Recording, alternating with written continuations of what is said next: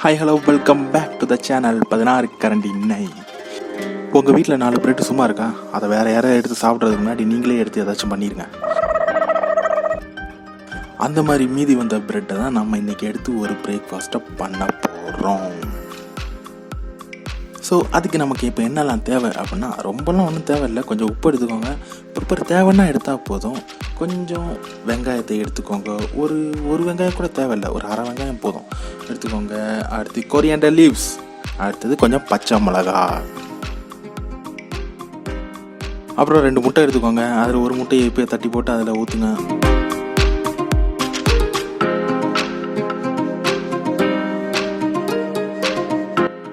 அப்புறம் வெட்டி வச்சிருந்த வெங்காயத்தை கொஞ்சம் அதை எடுத்து போட்டுக்கோங்க. அப்புறம் கொரியாண்டர் லீவ்ஸ்,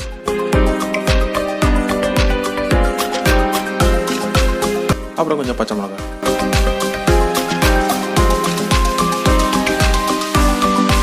உப்பு தேவையான அளவு சேர்த்துக்கோங்க. ஓகே, ஒரு தோசைக்கல் எடுத்து அடுப்பில் வச்சுக்கோங்க. அதில் நமக்கு பட்டரும் சேர்த்துக்கலாம், இல்லைனா எண்ணெய் இருந்தாலும் எண்ணெயும் சேர்த்துக்கலாம், ஒன்றும் பிரச்சனை இல்லை.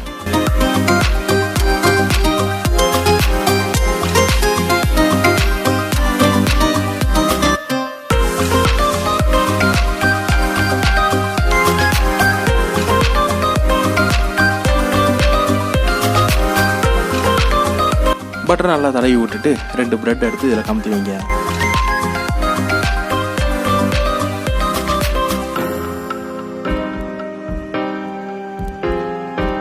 நல்லா ஓரளவுக்கு சுட்டு எடுத்துக்கோங்க, ரொம்ப கரிஞ்சிடாம.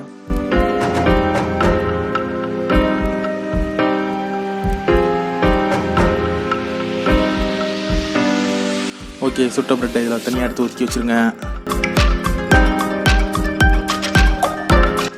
கலக்கி வச்சுருந்த முட்டையை எடுத்து இதில் ஊற்றிடுங்க.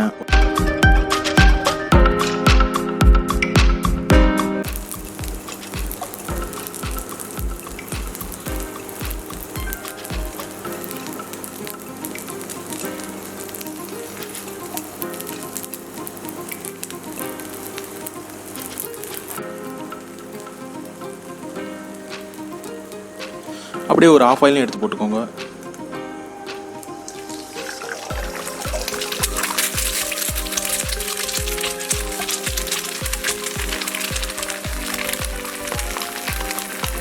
ஓகே, ஒரு பிரெட் எடுத்து ஒரு தக்காளி எடுத்து அதை 2 ரவுண்டாக வெட்டி அதில் வச்சுருங்க. தேவைன்னா வச்சா போதும், இல்லைன்னா வேண்டாம். அப்புறம் போட்ட ஆம்லேட்டை பாதியாக வெட்டி அதில் வச்சுருங்க. முழுசாக வச்சாலும் பிரச்சனை இல்லை. அப்படியே அதில் ஆஃப் ஆயிலையும் போட்டுட்டு அதுக்கு மேலே அந்த பிரெட்டை எடுத்து ஒளிச்சு வச்சுருங்க. அப்படியே மேலே பிரெட்டை வச்சுக்கிட்டு அப்படியே கையை வச்சு ஒரு அமுக்கி பாருங்க. ஓகே, 2 நிமிஷத்தில் நமக்கு சுட ஒரு பிரேக்ஃபாஸ்ட் ரெடி. பிரெட்டுக்குள்ளே ஆஃப் ஆயிலே.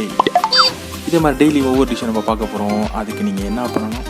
Pathinaarukarandi Neiக்கு சப்ஸ்கிரைப் பண்ணுங்கள். இந்த வீடியோ உங்களுக்கு பிடிச்சிருந்தா லைக் பண்ணுங்கள், ஷேர் பண்ணுங்கள், கமெண்ட் பண்ணுங்கள். பாய் பாய்.